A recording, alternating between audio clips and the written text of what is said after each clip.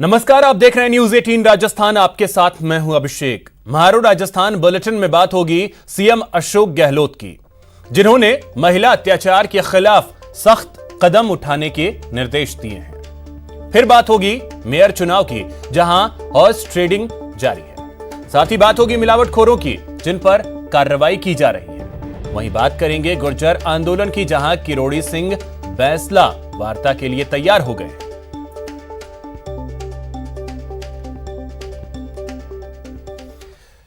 तो चलिए सबसे पहले बात करते हैं मेयर चुनाव में हॉर्स ट्रेडिंग के मामले की। चुनाव में खरीद फरोख्त के प्रयास की खबर सामने आई। कांग्रेस ने बीजेपी के खिलाफ शिकायत दी है। एसीबी में हॉर्स ट्रेडिंग की शिकायत की गई है। बीजेपी प्रत्याशी कुसुम यादव के पति के खिलाफ यह शिकायत दी गई है।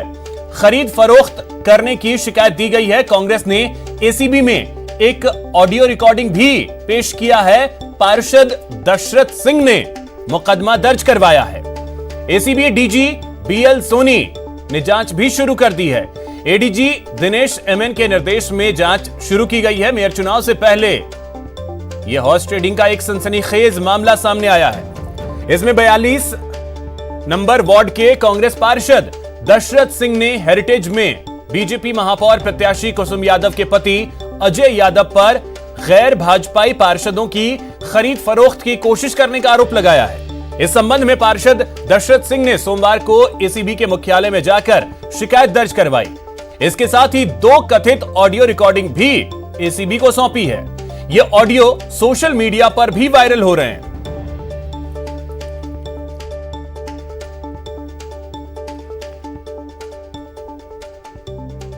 भाजपा की लगातार नगर निगम में बहुमत नहीं मिलने के बावजूद वो प्रयासरत है कि भ्रष्टाचार में लिप्त पार्टी पार्षदों को संपर्क करने की कोशिश की जा रही थी। हम लोगों की कांग्रेस पार्टी ने सभी पार्षदों को एकजुट 55 पार्षदों को एक जगह रख रखा है, परंतु भाजपा अपनी गलत नीतियों से बाज नहीं आ रही। उन्होंने पार्षदों को किसी न किसी माध्यम से संपर्क करने की कोशिश की जा रही है। धन बल बाहुबल के द्वारा पार्षदों को लालच दे रही है क्रॉस वोटिंग के लिए। उनका कल पर्दाफाश हुआ कि एक हमारे कार्यकर्ताओं द्वारा एक ऑडियो क्लिप हमें प्राप्त हुई, जिसमें ये साफ साफ बताया जा रहा है, बोला जा रहा है अजय यादव ये कुसुम यादव महापौर प्रत्याशी भाजपा की, उनके पति द्वारा बताया जा रहा है कि पैसे का ऑफर है, गाड़ियों का ऑफर है, चेयरमैनशिप का ऑफर है और भी किस तरह के बहुत ऑफर है। तो भाजपा की कथनी और करनी में अंतर आ गया। जिस तरह विधानसभा में उन्होंने सरकार गिराने की कोशिश की जा रही थी, उसी तरह नगर निगम में भी वो ओछी हरकतों पर उतर आई है। भाजपा का पूरा पर्दाफाश हो चुका है। एसीबी में परिवार दर्ज करा दिया जो चुका है, जो जिसकी क्या नाम है तफ्तीश अभी जारी है और जल्दी जल्दी इस बात का सब पता लग जाएगा कि भाजपा किस स्तर तक अपने बोर्ड बनाने के लिए किस हरकतों पर जाई जा रही है। तो हेरिटेज से पार्षद दशरथ सिंह फिलहाल कूकस स्थित होटल जयबाग पैलेस में कांग्रेस की बाड़ेबंदी में मौजूद हैं, जबकि आरोप पर अजय यादव ने वॉइस सैंपल देने की पेशकश की है। मामले पर बीजेपी प्रवक्ता ने गहलोत सरकार पर प्रशासन के दुरुपयोग का आरोप भी लगाया है। राजस्थान की सरकार प्रशासनिक तंत्र का दुरुपयोग आज ही नहीं कर रही, इससे पहले भी करती आई है। और जो इन्वेस्टिगेशन एजेंसियां है, वो इन्वेस्टिगेशन एजेंसियां भी निष्पक्ष जांच नहीं कर पा रही है। जिस तरीके के आरोप अजय यादव जो कुसुम यादव के पति हैं उनके ऊपर लगाया गया, और अजय यादव ने भी मीडिया के सामने आकर ये बात कही है कि मैं दशरथ सिंह जो पार्षद है मैं उसको नहीं जानता, ना मैंने कभी बात की है और मैं वॉइस सैंपल देने के लिए तैयार हूं और हर उस इन्वेस्टिगेशन में मदद करने के लिए तैयार हूं जो भी सरकार कराना चाहिए। इससे ये स्पष्ट होता है कि एक तरीके का षड्यंत्र रचा जा रहा है और भारतीय जनता पार्टी को बदनाम करने की कोशिश लगातार की जा रही है। पहले भी जब इन्हीं के विधायकों की असंतुष्टि की वजह से भारतीय जनता पार्टी के ऊपर संगीन आरोप इन्होंने लगाने का काम किया था, लेकिन उस समय भी मुख्य सचेतक महोदय ने यह कहा था कि अगर मेरे आरोप बेबुनियाद है या आरोप अनुचित है तो मैं राजनीति से संन्यास ले लूंगा। लेकिन कई महीने बीत जाने के बावजूद भी अभी तक वो सच्चाई भी राजस्थान की जनता के सामने नहीं आ पाई कि आपने जो आरोप लगाए थे वो किन तथ्यों के ऊपर थे, और जो आपने एसओजी और एसीबी के अंदर जिन विधायकों के खिलाफ एफआईआर दर्ज करवाई थी, वो विधायक तो प्रदेश के मुखिया के साथ बैठ के चाय पी रहे थे और एसओजी और एसीबी उनको गिरफ्तार करने के लिए दिल्ली तक दौड़ लगा रही थी। तो इससे यह साबित होता है कि राजस्थान की इन्वेस्टिगेशन एजेंसियों का भी राजस्थान की सरकार दुरुपयोग करना चाह रही है। और जिस तरीके से हमारे उपनेता राजेंद्र राठौड़ जी ने जो आरोप लगाए वो आरोप बिल्कुल सही है कि इंडिपेंडेंट जीते हुए पार्षद भी अपनी स्वतंत्रता के साथ और निष्पक्षता के साथ मतदान करने में भी उनको कई प्रकार की दिक्कतें और डराया धमकाया जा रहा है, वो लोकतंत्र के अंदर अनुचित है। वहीं इस मामले पर परिवहन मंत्री प्रताप सिंह खाचरियावास का क्या कहना है वो आपको सुनाते हैं। वॉइस 7 न्यूज 18 जांच करा ले, बुला लीजिए आप जांच वालों को, और आप जिनकी ऑडियो है, जिनकी नाम वॉइस है, उनकी जांच करा लीजिए। नहीं एसीडी वालों को जाके वॉइस सैंपल दे दे, तो वॉइस सैंपल जाके दे देना, डर क्यों रहे हैं? वॉइस सैंपल दे दें, आवाज ही नहीं है तो पता चल जाएगा, सच्चाई सामने आ जाएगी। एक बात आप मानकर चलिए, ये आवाज उन्हीं की है, ऑडियो बिल्कुल सही है। इतना हमारा दिमाग खराब नहीं है जो ऑडियो इस तरह से मुकदमा दर्ज कराएं। क्या मजा आता है किसी को? तो किसी में हिम्मत है ऑडियो से छेड़छाड़ करके जो गलत मुकदमा दर्ज कराए, कल वो फंस नहीं जाए? 1 मिनट में मुकदमा दर्ज करा दे अगला सामने वाले को जाके एसीडी में जाके अपना वॉइस सैंपल देना चाहिए और कहना चाहिए कि मैं ये जो मुकदमा दर्ज कराया गया है इनके खिलाफ कार्रवाई करो, मेरी आवाज नहीं, बोल दे वहां पे। कौन मना कर रहा है? ऐसा होता है कभी? चाहे कांग्रेस का नेता हो चाहे बीजेपी का हो, यदि उसकी आवाज नहीं, ये कांग्रेस बीजेपी का मुद्दा नहीं है, ये सीधे सीधे कोई भी गैर कानूनी काम करे, वो कांग्रेस का नेता हो चाहे बीजेपी का, उसको अधिकार नहीं है। आपको ये करना भी था, आप फोन पे खुलेआम खरीद फरोख्त की बातें कर रहे हैं और आप सीधे बनने की कोशिश कर रहे हैं, तो आप जाइए ना, जहां मुकदमा दर्ज हुआ आपके फेवर में हो जाएगा। जिस तरह से ऑडियो आया वो तो सबके सामने है, आपके पास भी आ गया होगा। कोई भी आदमी किसी भी कोई ऑडियो कभी झूठा लाता है क्या? ऐसा कभी होता है? आज तक जितने ऑडियो आए हैं देश में, नकली ऑडियो नहीं आए, असली आते हैं सामने हमेशा। ऑडियो होता है तभी आता है। ऑडियो मेरा तो नहीं आया, मेरा लाओ ने नकली बना के, मैं 1 मिनट में जेल भेज दूं, 2 घंटे लगते हैं मुझे, 2 घंटे। बनाए बीजेपी वाला कोई किसी में दम है तो प्रताप सिंह का नकली ऑडियो अरेस्ट करवा दूं घर से 2 मिनट में, क्यों नहीं करवाऊंगा? मेरा यदि कोई नकली आवाज बनाएगा तो आजकल तो वॉइस सैंपल में पता चल जाता है कि नकली आवाज है। तो इसी खबर पे अब अधिक जानकारी के साथ हमारे सहयोगी लवली वाधवा और साथ ही राकेश भी जुड़ गए हैं। लवली, आपके पास सबसे पहले आ रहा हूं और जानना चाहूंगा कि देखिए, अब अगर बात की जाए ऑडियो को लेकर के तो सबसे अहम हो जाता है कि प्रामाणिकता क्या है। अब वॉइस सैंपल देने के लिए तैयार हुए हैं अजय यादव। अब ऐसे में कांग्रेस की तरफ से जो आरोप लग रहे हैं उसे अब किस तरीके से देखा जाए?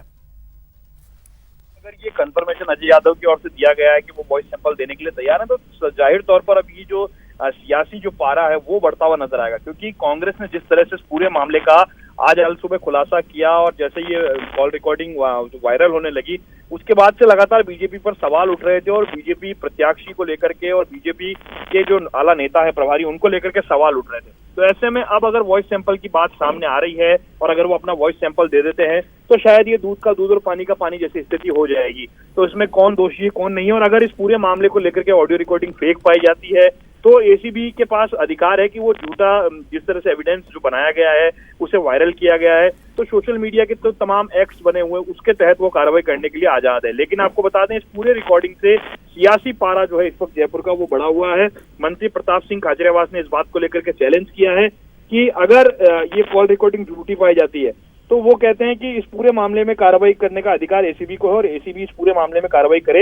उन्होंने इस बात का भी चैलेंज किया कि अगर कोई मेरी फर्जी कॉल रिकॉर्डिंग लेकर के आता, जैसा कि आपसे कुछ देर पहले उनकी बात हुई थी, तो उन्होंने इस बात का भी चैलेंज किया कि अगर कोई उनकी कॉल रिकॉर्डिंग फर्जी इस तरह से वायरल करे तो वो उनको 2 घंटे में जेल के अंदर हवालात के पीछे पहुंचा सकते हैं। तो ऐसे में कॉन्फिडेंस नजर आ रहा है कांग्रेस के नेताओं के अंदर, जिस तरह का कॉन्फिडेंस है उससे ये कहा जा सकता है कि हेरिटेज में मेयर कौन बनेगा ये तो कल से बिल्कुल कॉन्फिडेंस तो दिख रहा है, लेकिन साथ ही साथ अब इसमें ये चीज भी देखना अहम होगा कि एसीबी जो जांच आगे बढ़ाएगी उसमें वॉइस सैंपल लेने के बाद वॉइस मैच होता है या नहीं, सबसे अहम ये है।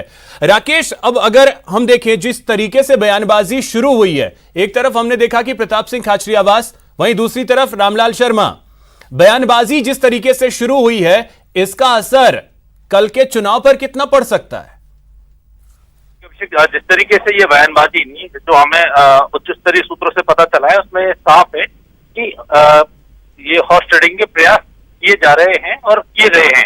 क्योंकि ये कौन कर रहा है कौन नहीं कर रहा है ये तो अभी पुष्ट नहीं हो पाया, लेकिन जो जांच एजेंसियां हैं उन्होंने रंगे हाथों ट्रैप करने के लिए बहुत लंबा चौड़ा राजधानी में जाल बिछाया था और बहुत बड़े अमाउंट को जो है ट्रैप करने की पकड़ने की एक पूरी जो है एजेंसियों की एक सक्रियता से उन्होंने निभाई थी, लेकिन ये जब लेन देन का वक्त आया तो शायद इसकी भनक या जो सतर्क वो लोग इस मामले में हुए थे जो लेन देन करने वाले थे, और ये ट्रैप सफल नहीं हो पाया था। नहीं तो आज शायद ये शहर की सरकार चुनने से पहले एक सबसे बड़ा ट्रैप हो सकता है, इसमें सामने आ सकता था, क्योंकि जो जांच एजेंसियां हैं इसमें कई जांच एजेंसियां लगातार, चूंकि एक लोकतंत्र में एक जो सिस्टम होता है उसको बनाए रखने के लिए कि जो चुनाव है वो निष्पक्ष हो, पारदर्शी तरीके से संपन्न हो, जो भी शहर की सरकार बननी है उसमें किसी तरह का कोई तो उसकी जांच लगातार, उसकी मॉनिटरिंग जो है वो जांच एजेंसियों द्वारा की जा रही थी।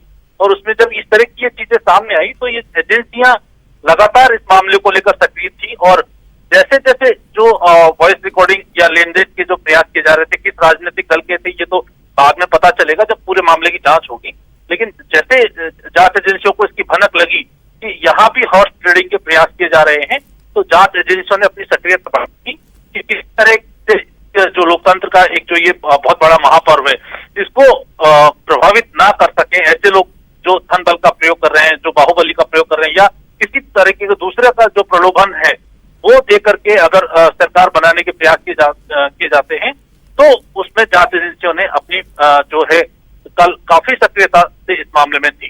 जी बिल्कुल। और अब ऐसे में लवली एक बड़ा सवाल यह भी उठेगा कि अगर इस तरीके की चीजें जो अगर सामने आ रही हैं, बातों से निकल करके ऑडियो के जरिए जो सामने आ रही हैं, अगर ये ऑडियो सही है तो ऐसे में फिर बड़ा सवाल यह उठेगा कि देश की बड़ी बड़ी पार्टियां आखिर कर क्या रही हैं। अगर ये ऑडियो सही पाया जाता है और इस पूरे मामले की जांच, हालांकि देखिए जांच में बहुत वक्त लगता है और वॉइस सैंपल लेने के लिए भी कोर्ट जाना पड़ेगा, परमिशन लेनी होगी, तरह तरह के नियम कायदों से, कानून से एसीबी भी बंधी हुई है।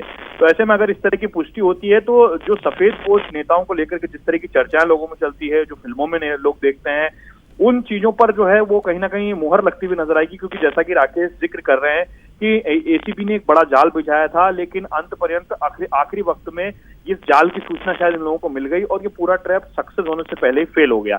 तो ऐसे में एसीबी की कार्यप्रणाली पर भी सवाल उठता है कि उन्होंने कितनी गोपनीयता से इस पूरे जाल को बिछाया था, ये जानकारी लीक कैसे हो गई अगर इस तरह की बात है तो। और दूसरी जो बड़ी महत्वपूर्ण बात वो ये है कि कल का जो चुनाव है वो क्या प्रभावित होगा, क्योंकि कल जब मतदान होगा 10 बजे से 2 बजे तक का समय है, कल जब ये मतदान होगा अगर क्रॉस वोटिंग होती है या कोई भी हलचल होती है, एक वोट इधर का उधर होता है, तो आप ये मान के चलिए कि जो लेन देन की बातों को पुष्ट किया जा रहा है वो कड़ी से कड़ी जुड़ती हुई नजर आएगी। अगर एसीबी ढंग से कार्रवाई करना चाहे, अगर क्रॉस वोटिंग होती है तो शायद एक पुष्टि हो सकेगी। बिल्कुल लवली, देखना अहम होगा कि क्या ये ऑडियो क्लिप जो है इसकी वजह से और जो मामला जिस तरीके से निकल करके सामने आता है उसका असर कितना पड़ता है चुनाव पर। राकेश और लवली, आप दोनों हमारे साथ बने रहिए, हम उस ऑडियो क्लिप को भी अपने दर्शकों को सुनाते हैं कि आखिर वो ऑडियो क्लिप है क्या, उसमें बातें क्या हो रही हैं। अच्छा से बात हुई हमारी। अच्छा तो कहीं बोल रहे हो, बता दिए ना कहीं बात थी जो। हाँ तो क्या बताऊँ व्यवस्था की, व्यवस्था को बात बात करनी पड़ती यार। मैं बोल कहीं मतलब मैं यही बोल रही थी जब आप उस दिन बात करी थी ना। हाँ आवाज की जो मैं कराई थी, अब कराएगी। अरे यार घर से तो निकल रही हूँ मैं कराई थी बात मेरा। अच्छा और शेर में क्या बात हुई? तो आप ये बोलो बात हुई थी मेरी बार। नहीं शेर में तो हमारी बात होगी। अच्छा तो वो कर देगा, अकबर से बात कर लो आप तो। अच्छा तो अकबर से कहीं बात करूँ, मैं तार से कहीं बात करूँ, बता। मैं थाना बताया क्या हो तो पता लगा अपना वो थाना दे दो, बताया जब मैंने वो कर दूंगा तो कीमत बाजी को ना हो, जब थाना बताऊंगा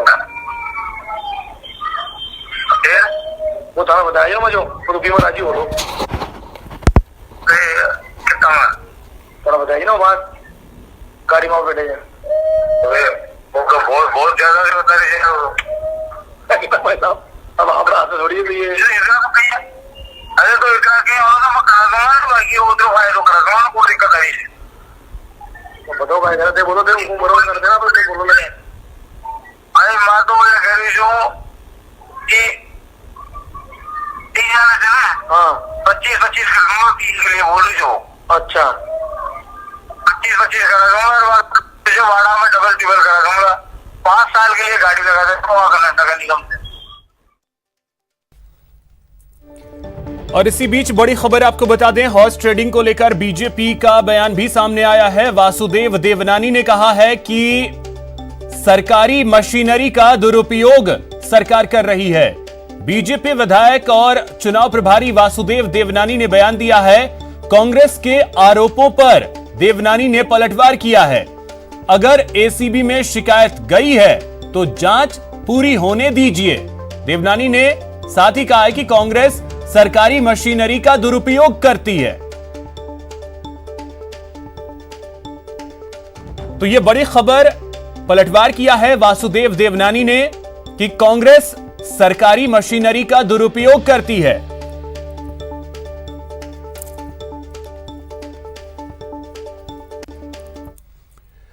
वहीं जालौर से एक बड़ी खबर आपको बता दें, जहां पर न्यूज 18 की खबर का बड़ा असर हुआ है। जसवंतपुरा थानाधिकारी का ऑडियो वायरल मामले में एसपी श्याम सिंह ने जसवंतपुरा एसएचओ को निलंबित कर दिया है। एक महिला से बजरी को लेकर ऑडियो वायरल हुआ था। महिला से दोस्ती बनाने की बातचीत चल रही थी। हरिपाल हमारे सहयोगी अधिक जानकारी के साथ जुड़ गए हैं। हरिपाल, न्यूज 18 की खबर का एक बड़ा असर कहें तो हुआ है।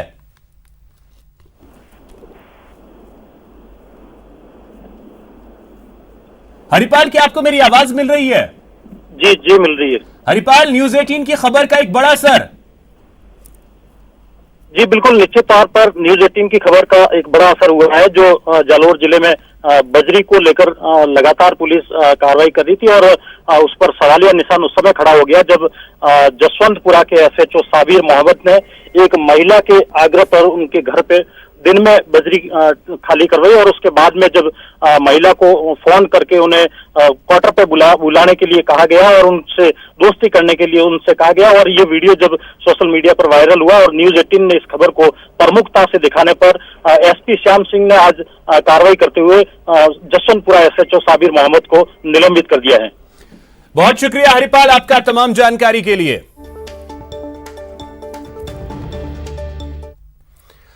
वहीं जोधपुर के फलौदी से एक बड़ी खबर आपको बता दें, जहां पर अवैध नशा कारोबार के खिलाफ कार्रवाई की गई है। फलौदी पुलिस ने यह बड़ी कार्रवाई की है। अवैध तरीके से 38 किलो डोडा पोस्ट जो ले जाया जा रहा था उसे बरामद किया है। बोलेरो कैंपर को भी जब्त कर लिया है पुलिस ने। 38 किलो डोडा पोस्ट बरामद किया है। बोलेरो कैंपर को भी जब्त किया है पुलिस ने। तो जोधपुर की फलौदी पुलिस ने एक बड़ी कार्रवाई की है नशे के खिलाफ।